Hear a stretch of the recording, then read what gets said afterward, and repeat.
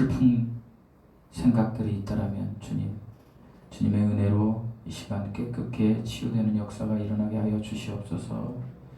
주님의 이름으로 나아갈 때에 우리가 승리하게 하시고, 오늘 성탄절을 맞이하여 이 땅에 오신 예수님을 항상 마음속에 찬양하며 다시 오실 예수님을 기다리는 산소망으로 복된 삶을 살아갈 수 있는 저희들 되게 하여 주시옵소서.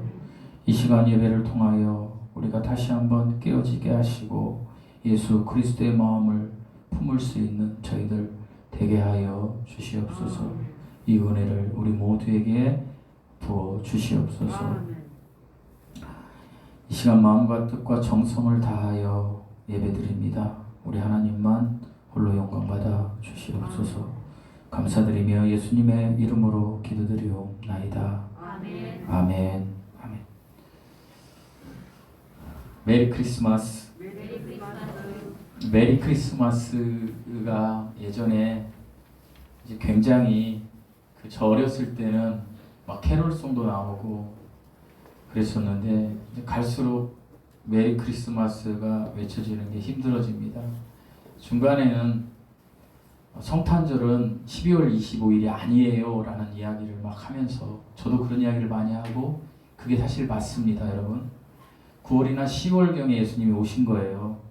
그건 제가 몇 번 말씀드렸는데 다음에 기회가 되면 또 말씀을 드리겠지만, 어쨌든 그런데 그보다 더 큰 비극은요, 예수님이 이 땅에 우리의 죄를 대속하시기 위해서 오셨는데 그 오심에 대해서 굉장히 무관심한 시대를 우리가 지금 살아가고 있습니다. 이것이 심각한 겁니다. 사실 저희 연배 되시는 분들, 저보다 또 더 연배 되시는 형님, 누님, 부모님 세대에서는 이 성탄절에 엄청난 행사들이 많았어요.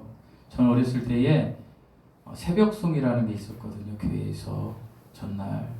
근데 지금 뭐 그런 것은 아예 차지해 치고라도 아예 성탄절이 그냥 무의미한 날로 이렇게 흘러가는 그러한 정말 슬픈 그 시대를 우리가 살고 있어요.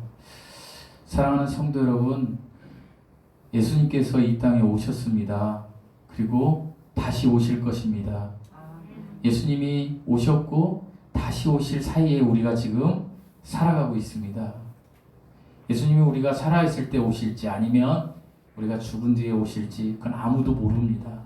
하지만 예수님은 다시 오실 것이고, 우리는 어찌 되었던 우리가 이 지구에서 사는 장막집을 벗어나면 우리는 그 예수님께로 가게 될 겁니다. 여러분이 그런 분들이에요. 그런 분들이 성도예요. 축복받은 거죠. 그래서 우리 다시 한번 제가 메리 크리스마스 하면 기쁜 마음으로 메리 크리스마스로 이렇게 답해 주시기 바랍니다. 메리 크리스마스. 메리 크리스마스. 네. 영원전에 스스로 자존하신 하나님께서 우주 만물을 창조하시고 자기 형상을 따라 사람을 창조하셨습니다.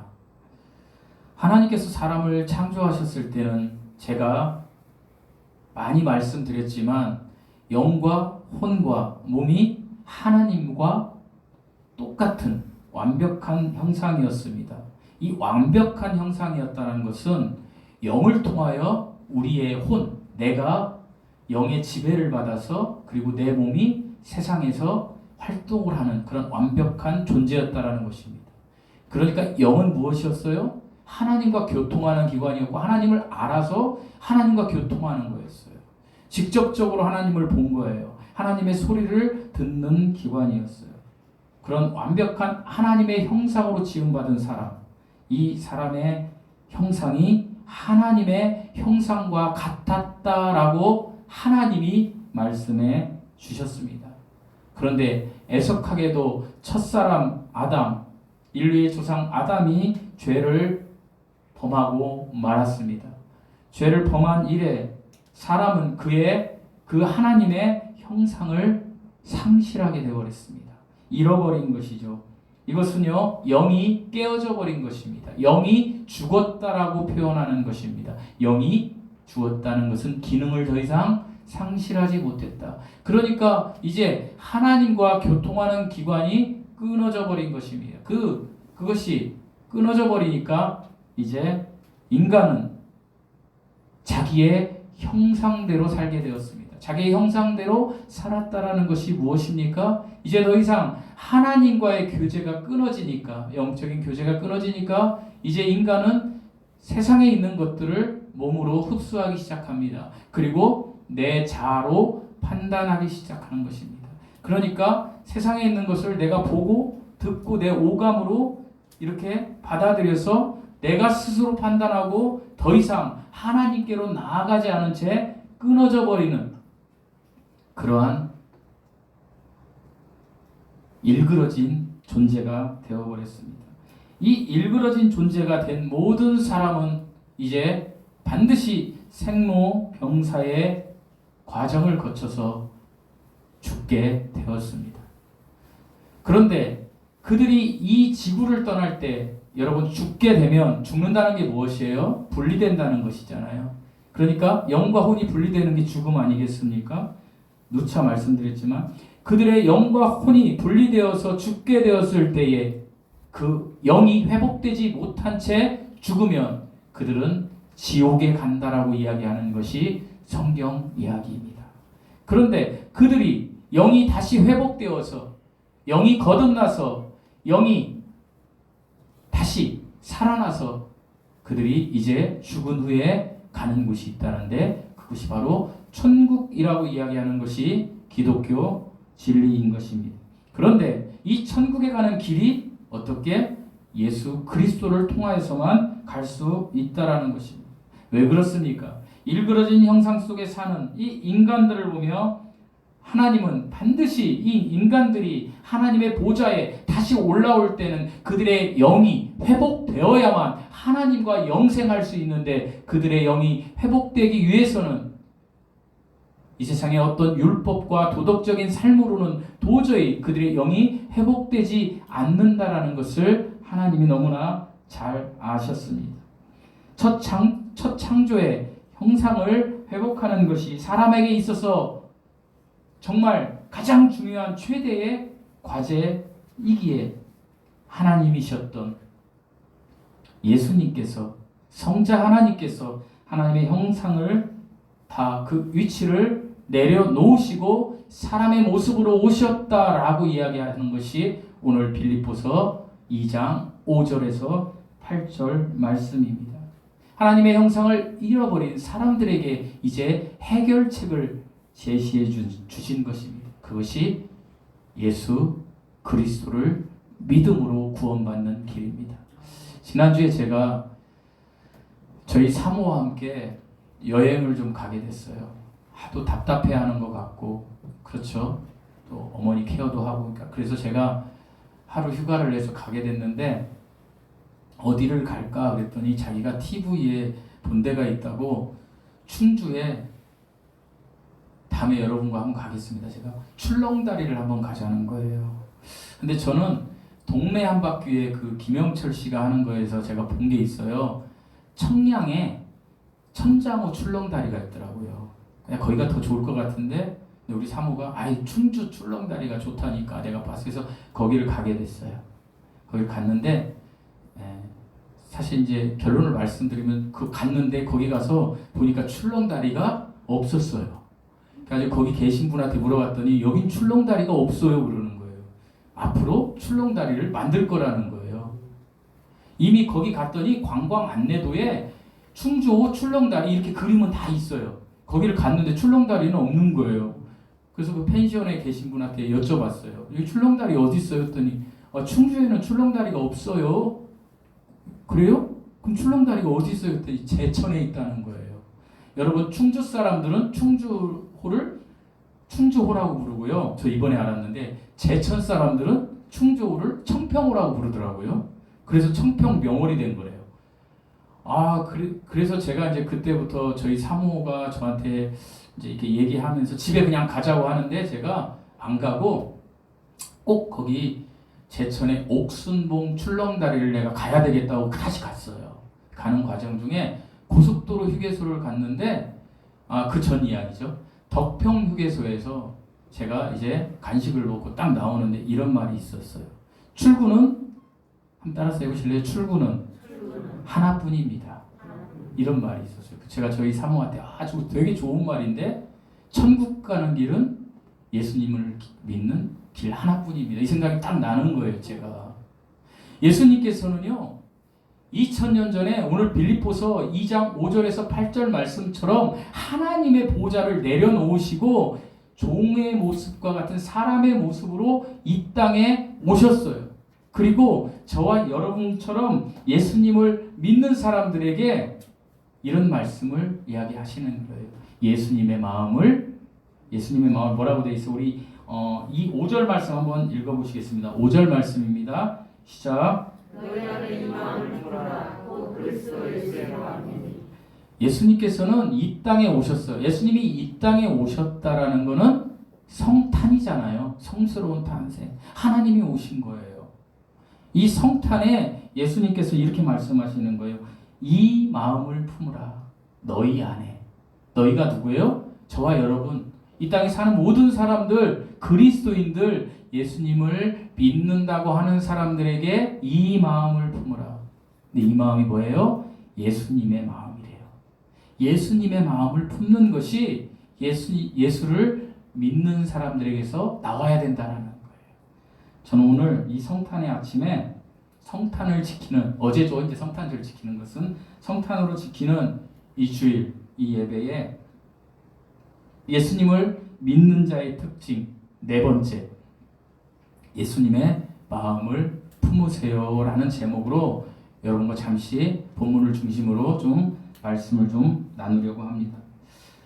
예수님의 마음을 품으라, 이 뜻은요 예수님처럼 순종하며 겸손하고 거룩한 마음을 품으라는 거예요. 예수님은 어떤 순종을 했는지 우리 본문 말씀을 다시 한번 볼게요. 우리 본문 6절 말씀 한번 읽어보시겠습니다. 6절 말씀입니다. 시작. 그러니 그도 하나님의 본체시나 하나님과 동등을 취할 것으로 여기지 아니하시고. 예수님은 근본 누구의 본체요? 하나님의 본체예요. 그러니까 삼위일체 하나님을 이야기하는 거예요. 하나님은 성부 하나님과 성자 하나님과 성령 하나님이 한 하나님이셨던 거예요. 어떤 존재라도 빠지면 하나님이 안 되는 거예요. 그러니까 제2위격인 성자 하나님이 하나님이셨던 거예요. 그 근본이셨는데 그것을 어떻게 해요?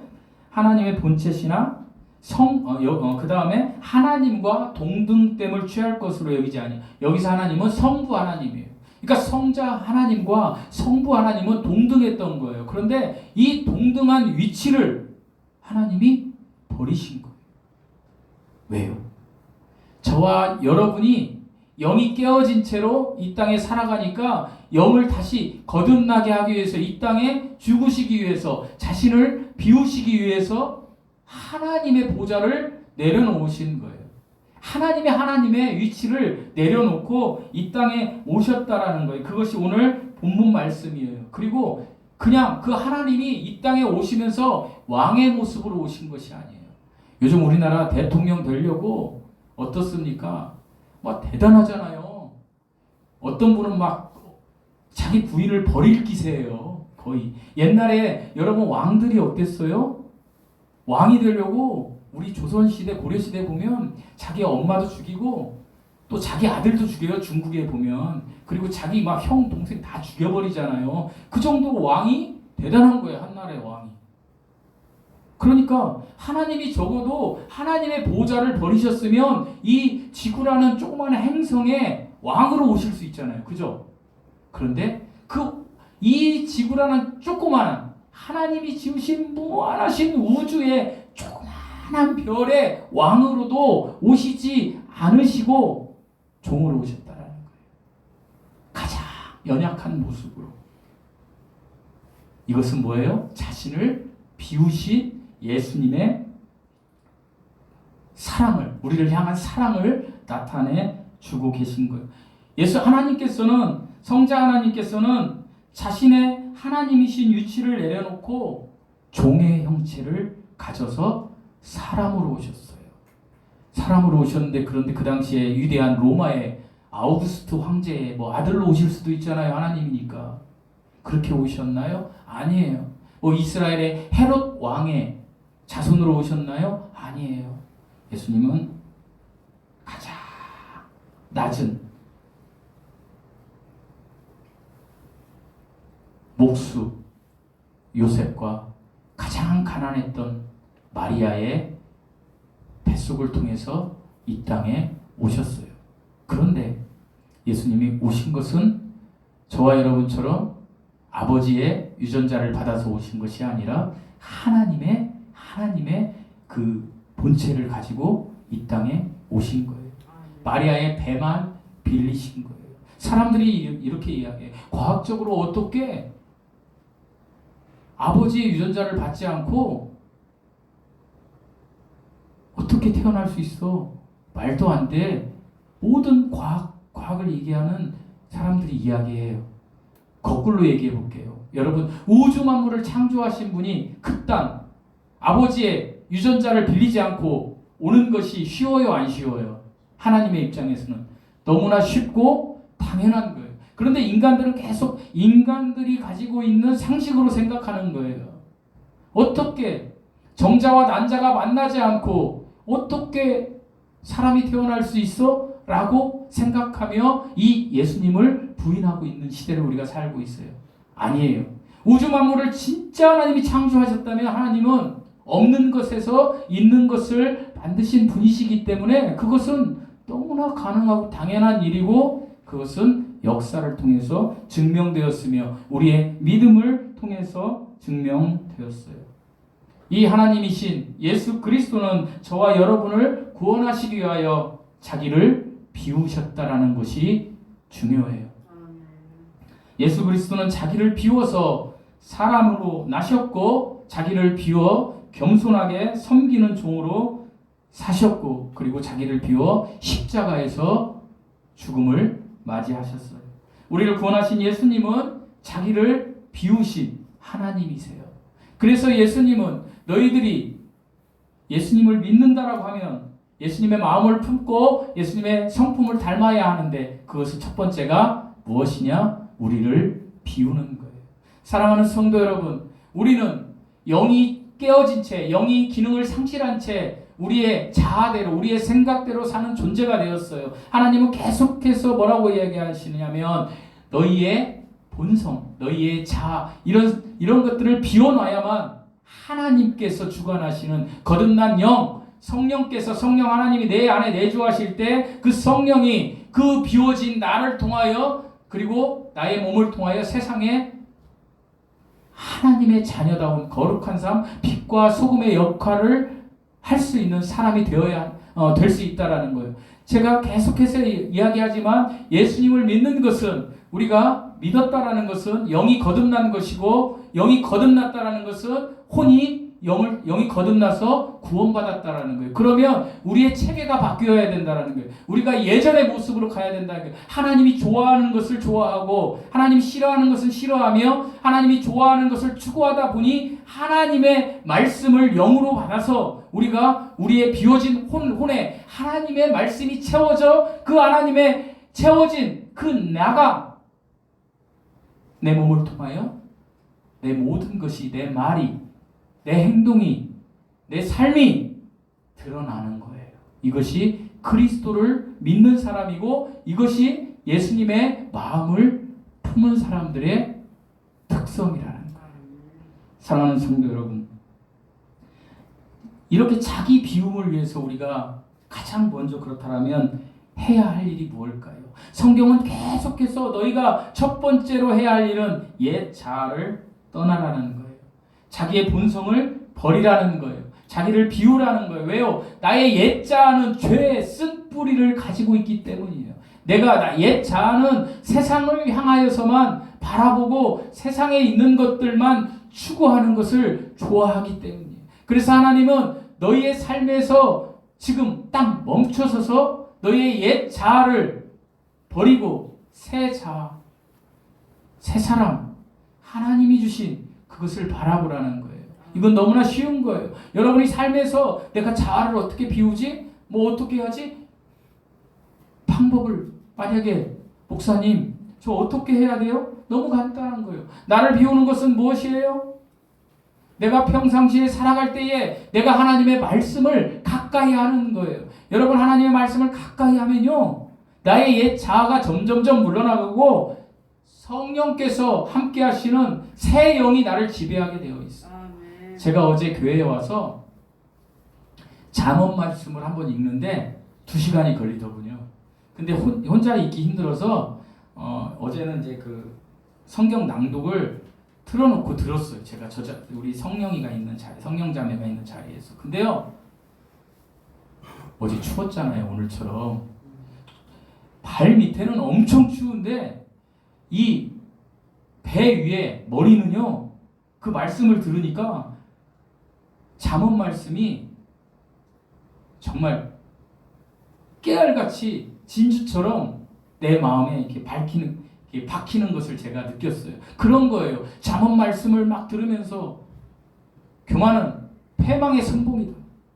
뭐 그냥 이거예요. 교만하지 말라, 겸손하게 살아라. 교만하지 말라, 겸손하게 살아라. 여호와를 경외하라. 그러면 복 받는다. 이거예요. 잠언 말씀이. 그리고 이제 여러 가지 그 내용들이 나오죠. 내 아내를 뭐 사랑해라. 특히 이제 그 자매들이 가장 좋아하는 남편들에게 읽어주고 싶은 좋아하는 말씀이 그거잖아요. 내가 처음 만난 아내를 사랑해라. 내 아내는 암사슴 같고 막 이런 내용 있잖아요. 그게 다 무슨 내용이냐면 너희가 여호와를 경외하다 보면 겸손하게 되고 그리고 너희가 하나님의 복을 받는다. 이것이 지혜 있는 자다. 지혜자다. 지혜의 근원은 예수 그리스도 여호와 하나님이시다. 이게 잠언 내용이거든요. 그 말씀을 들으니까 어떻게 해요? 내가 가졌던 이기심, 저라고 이기심이 없겠어요? 썩어진 뿌리들, 쓴 뿌리들. 저도 직장에 다니잖아요. 그러니까 제 안에도 쓴 뿌리가 있어요. 왜요? 경쟁하잖아요, 서로. 저는 다 양보 아니에요. 이 땅에 어떤 사람도 다 양보하고 100% 모든 걸 희생하는 사람이 없어요. 제가 가끔 제 아내에게 하는 이야기가 있어요. 여보, 나는 어떤 사람에게 어떤 사랑을 30년 동안 내가 정말 베스트로 베풀었는데 내 진정으로 베풀었어. 당신보다 더 베풀었어. 근데 그 사람을 향한 나의 마음이 지금 내가 그 사람이 나를 배신했다는 마음 때문에 나는 다른 사람을 접할 때 내가 그 사랑을 못 줄 거야. 이게 제가 솔직한 심정이에요. 제가 요즘은 새 사람을 만나면 제가 이제 새롭게 직장에서 어떤 사람들을 만나면 그 사람들이 저에게 호감을 갖고 막 다가와요. 요즘 안녕하세요. 근데 그 사람에 대해서 내가 벽을 치는 거예요. 두려움이 있는 거예요. 내가 과연 잘하면 이건 예수님의 마음이 아닌데도 여전히 저에게도 그런 마음이 있더라고요. 그런 마음을 없애고 비우라고 주님이 얘기하시는데 그 마음을 없애고 비우는 길은 하나님의 말씀을 매일매일 먹으면 되는 거예요. 하나님의 말씀을 먹으면 저절로 내가 비워지는 거예요. 여러분이 아직도 세상에 대한 욕심이 많고요. 시기심이 많고 이기심이 많고 세상적인 것들로 온통 가득 찼다라면 저와 여러분은 하나님의 말씀을 지금 묵상하지 않는 거예요. 그래서 나를 비우는 것은요, 하나님의 말씀을 채워넣는 거예요. 그러니까 어거지로라도 여러분 하나님의 말씀을 암송하시고 선포하시고 들으시고 그리고 그 하나님의 말씀이 살아서 내 안에서 움직일 수 있게 하신다라면 여러분이 자아가 비워지는 사람이 될 거예요. 점점점점. 그래서 온전한 그리스도의 모습을 드러내는 사람이 되는 거예요. 성경은 예수님의 자기 비움을 계시하고 계셔요. 그런데 특별히 구약 창세기에서 아브라함을 통하여 계시하고 계셔요. 하나님은 아브라함에게 본토 아비집을 떠나라. 그리고 네가 너무나 사랑하는 너의 아들 이삭을 모리아 산에서 바쳐라 번제로 그렇게 시험하셨어요. 그런데 이 아브라함은 그 하나님의 그 테스트에 모두 통과되어서 어떤 사람이 되었어요? 믿음의 조상이 된 거예요. 나를 비운 거예요. 나의 세상적인 생각으로는 도저히 있을 수 없는 거예요. 예전에 저희 어머니가 저 어렸을 때 이런 얘기를 한번 하신 적이 있어요. 나는 다른 건 다 해도 아브라함처럼은 못한다고 하시더라고요. 영국에 갔다 바치라면. 저와 여러분도 똑같잖아요. 성찬이를 갖다가 여기다 태우라고 제가 할 수 있겠어요? 못해요. 네. 그런데 아브라함은 그 테스트를 통과해서 믿음의 조상이 되었어요. 그리고 예수님의 제자들은 예수님을 따르기 위하여 자기 집을 떠났고 모든 것을 버렸어요. 제자들은 예수님께서 온전히 자기를 비우신 십자가의 사건을 그리고 그 부활 사건을 실제로 그들이 경험한 거예요. 믿음이 실제가 된 거예요. 그러니까 모든 것을 버릴 수가 있었어요. 그리고 그 하나님만을, 그 예수님만을 믿고 산소망을 가지고 다 순교한 거예요. 여러분 12제자들이 다 순교했잖아요. 그죠? 가룟 유다는 자살했지만 그거는 12제자에서 빼고 가룟 유다 대신에 들어온 한 제자가 누구죠?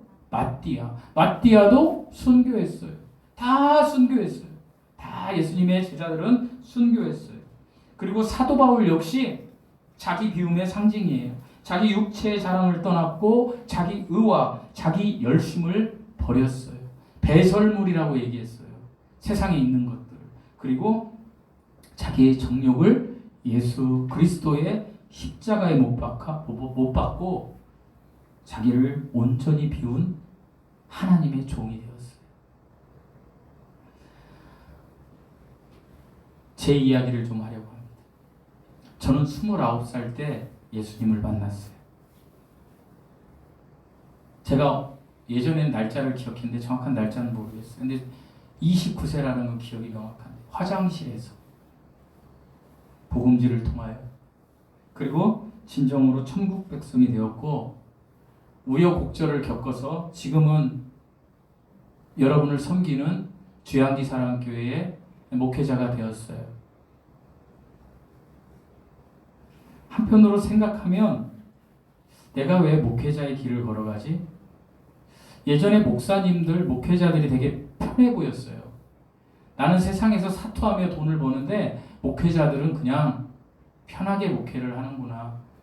저 어렸을 때 기도 한번 하고 신방 한번 해주면 물질 주고 그냥 그렇게 생각했어요. 그래서 그 목회자들을 경멸한 적도 있어요. 성도의 피를 빨아먹는 사람들이라고 생각한 적도 있어요. 그런데 제가 정직한 목회를 해야 되겠다라고 생각하며 이 목회의 길을 걸어가는데 정말 힘들더라고요. 이 힘든 것은 여러분 때문에 힘든 것이 아니에요. 여러분은 저에게 너무나 힘이 되는 거예요. 우리가 20명이 모이든 30명이 모이든 오신 분들이 저에게 기쁨을 주는 거예요. 그런데 제가 힘든 것은 제 내면이에요. 제가 목회를 하면 할수록 저를 정직하게 살펴보기 시작하는 거예요. 예전에 제가 평신도 했을 때는 목사님이 이야기하면 은혜 조금 받고 감정이 이입되고 그리고 집에 가서 그냥 내 맘대로 살다가 내키면 성경 보고 이랬었는데 적어도 제가 여러분 앞에 설교를 준비하려고 하다 보니 어찌 보면 좀 죄송스러운 말씀이지만 여러분보다 성경을 더 많이 볼 것 같아요. 물론 저보다 많이 보는 분들이 계실 수 있어요. 근데 그냥 통상적으로 말씀드리는 그러다 보니까 저를 정직하게 성경 말씀을 통하여 이렇게 내려다보게 돼요. 그래서 아직도 저 자신을 비우지 못한 저를 엄청 책망하게 되는 거예요. 저는 약점과 허물투성뿐이에요. 그리고 죄의 결과로 얼룩진 모습들이 내 내면에서 계속해서 들려오는 거예요. 네가 그러고도 목사야? 어떤 분들은 그렇게 얘기해요. 목사님 평안하시고 하나님이 주시는 은혜 가운데 살잖아요. 그 은혜라고 물론 그 말이 맞아요. 그런데 저는요 이 땅에 사는 사람들이 외면에는 평안함으로 사람들에게 비춰지되 여러분 그거 알잖아요. 호수에 떠 있는 오린가가 평온해 보이는데 그 밑에 발은 막 난리도 아니래잖아요. 이게 성도의 모습이 되어야 된다고 저는 생각을 해요. 왜요? 내 내면은 여전히 세상을 향해서 계속해서 바라보고 있는 거예요. 그래서 신앙생활이라는 것은 사투예요. 전쟁이에요. 세상과 하나님의 세계 가운데 있는 내가 어느 길을 선택하면서 가냐는 것이죠. 그래서 어쩔 수 없이 세상을 향해서 바라볼 수밖에 없는 본성을 가진 여러분, 아니 그리고 저와 여러분, 이 땅에 사는 모든 사람들은 사투를 벌일 수밖에 없는 거예요. 내 내면에. 저도 그래요. 제 내면에서 들려오는 것은 저의 본성을 떠나지 못하고 비우지 못한 탄식, 눈을 감으면 고뇌하는 나의 낡고 추악한 형상들, 이런 것들이 저도 떠올라요. 그럴 때마다 기도하는 거예요. 하나님 앞에. 하나님이 계시지 않으면 하나님, 저는 정말 이 길을 걸어갈 수 없습니다. 여러분이 보시기에는 제가 되게 양복 입고 설교하고 그러니까, 그리고 우리 목사님은 이렇게 좋아 보일 거야? 아닐 거예요. 얼마나 제가 사투를 벌이며 이 길을 걸어가는지 모를 거예요. 근데 저는 이게 축복이라는 거예요. 여러분도 그랬으면 좋겠다라는 거예요. 왜요? 이것은 나 자신을 비워가는 그러한 신앙생활의 여정이기 때문이에요. 이런 것이 전혀 없는 사람들, 아무렇지도 않은 사람, 하나님의 말씀 듣고 좋은 얘기 듣고, 여러분 예수님 믿으면 행복해질 겁니다. 예수님을 믿으시면 복 받을 것입니다. 샬롬, 행복하세요. 그리고 왠지 감정이 평안해져요. 나 은혜 받았어. 이러고 세상에 나가서는 똑같이 살아가는 것. 하나님은 이런 것을 원하지 않으세요. 하나님은 우리의 죄, 다른 사람을 볼 게 없어요. 내 죄에 대하여 하나님 앞에 통렬하게 하나님 앞에 회개하면서, 하나님, 저는 어떻게 해야 돼요? 라고 통곡하는 사람들을 찾으시고 그런 사람들을 사용하시는 거예요. 그런 사람들을 통하여, 그 외적인 것을 이야기하는 게 아니에요. 그런 사람을 통하여 하나님은 일을 하신다는 거예요. 저와 여러분이 그런 사람이 되었으면 좋겠어요. 저는 지난주에 제가 퇴근을 하는데 마음이 되게 안 좋았어요. 마음이 안 좋아서, 어떤 마음이 안 좋았냐면, 우리 목사님 왜 이렇게 마음이 안 좋아? 그런 게 아니에요. 야, 이영국, 넌 여전히 전 직장에서 너무 해피해요, 지금. 이거를 제가 설교할 때 하나님의 은혜입니다라고 설교할 수도 있어요. 왜요? 제가 너무 행복한 곳에 가서 근무를 하게 된 거예요, 작년부터. 그러면 보통은 하나님의 은혜로 저는 이렇게 얘기할 수 있죠. 근데 제 마음은 그렇지 않았어요. 제가 예전에 너무 힘들 때에 찾던 하나님, 그것은 가난한 자가 통곡하며 찾던 하나님이었는데, 제가 이제 좀 편안한 데 있으니까 스스로 부요해진 거예요. 교만해진 거예요. 하나님을 찾지 않는 거예요. 직장에서 생활할 때 편안하니까. 그래서 제가 퇴근길에 마음이 너무 안 좋았어요. 제 스스로. 나 왜 이러지? 근데 이렇게 하면 안 되잖아. 내가 이러려고? 목회는 그냥 액세서리고, 내 직장 다니는 것이 내 인생의 포지션을 80%를 차지하고 있어. 이건 아니잖아. 이렇게 하면서 제가 한 형제가 떠올랐어요. 전화를 했어요. 언젠가도 제가 여러분에게 소개를 했고, 우리 교회에 우리 성도 외에 다른 사람이 와서 간증을 한다면 저는 이 1번으로 그분을 간증시키고 싶어요. 제 주위에 아는 사람도 많이 있어요. 제가 저번에 말씀드렸던 마다카스카르에 가는 이재원 선교사, 제가 어제 아까 아침에 페이스북 저한테 연락 왔는데, 윤유선하고 표현봉 목사인가 하는 새롭게 할수 비슷한 게 있나 봐요. 그 간증에 자기 나왔다고 보라고 이런 거 오게 왔는데, 저는 그런 분들보다도 저는 이 친구를 우리 교회에서 한번, 우리 성도가 몇 명이 되든 한번 세우고 싶어요. 이 친구한테 전화를 했어요. 예전 제 제자였어요.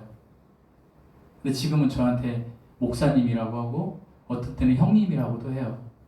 나이 차이를 따져보니까 저하고 6살인가 밖에 차이 안 나더라고요. 예전에는 엄청 차이 났었거든요. 저 대학 다닐 때 꼬마였어요. 꼬마. 사적으로는 제 고등학교 후배이기도 해요. 지금은 다기능 농업연구소 대표로 있어요. 우리나라의 유명한 농업계의 박사님이세요. 아주 유명해요. 그 분야에서. 제가 전화를 했어요. 박 집사 잘 있어? 그랬더니 목사님 그러면서 대화를 하다가, 이 친구 제가 말씀드렸잖아요. 제가 복흥 침례교회에 대학생으로서 저희 어머니하고 삼촌하고 개척했을 때 당시에 중학교 1학년이었어요. 근데 이 할머니가 계셨어요. 할머니가 그때 위암에 걸려서 돌아가셨어요. 혼자. 형이 하나 있어요. 형이 경기도 광주에 뭐 광주역 앞에 집을 샀다고 1월 달에 저한테 와서 예배 드릴 때 그 친형이 하나 있고 얘가 또 있는 거예요. 2살 터울인데 이들이 혼자 공부했어요. 혼자 공부해서 전주에 있는 제가 나온 전일고등학교를 졸업했고 혼자 아르바이트하고 공부해서 서울대학교 대학원까지 졸업했어요. 이 집사님이. 그리고 잘 나갔어요. 그런데 이 사람에게 하나님이 가시채를 하나 준 거예요. 제가 언젠가 말씀드렸죠. 가시채. 보통 사람들이 이해할 수 없는 가시채. 우리 교회를 이렇게 꾸며준 성창경 목사님이 가지고 있는 가시채. 뭐 얘기 안 해도 알을 거예요, 여러분이. 대화를 하다가 제가 그때 마음이 굉장히 다운됐을 때 전화했다고 그랬잖아요. 건강관리 잘하니? 예, 잘해요. 근데 이 친구가 마지막에 이 이야기를 해서 제가 감동을 먹은 거예요. 목사님, 저는 3개월 시한부 인생이에요. 3개월 시한부라고 매일매일 살아요. 그러니까 3개월에 한 번씩 병원을 가는 거예요, 지금. 저 그 소리를 딱 듣는 순간 엄청난 충격을 받았어요, 이 차에서. 그리고 회개했어요. 그리고 제가 이런 생각을 했어요. 나라는 인간이 얼마나 사치스럽고 가증스러운 인간인가. 내가. 그런 생각을 하게 됐어요. 그리고 하나님 앞에 회개하고 잠언 말씀이 생각났어요. 잠언 27장 1절에 이런 말씀이 있어요. 너는 내일 일을 자랑하지 말라. 하루 동안에 무슨 일이 일어날는지 내가 알 수 없음이니라. 사랑하는 형제이자 제자이자 동생인 박 집사가 3개월 시한부 인생을 얘기할 때 제가 그 사람의 인생을, 살아온 인생을 알았기 때문에 가슴에 확 와닿았어요. 그리고 회개했어요. 그렇지. 여러분은 몇 년 시한부 인생이십니까? 여러분, 누군가가 충격적인 어떤 질병에 걸렸다라고 하면, 제가 예전에 부목사로 있던 교회에 어떤 권사님이 충격적인 질병에 걸렸다는 이야기를 들었어요. 그러면 어때요? 놀랍죠? 당신 몇 개월밖에 못 살아요.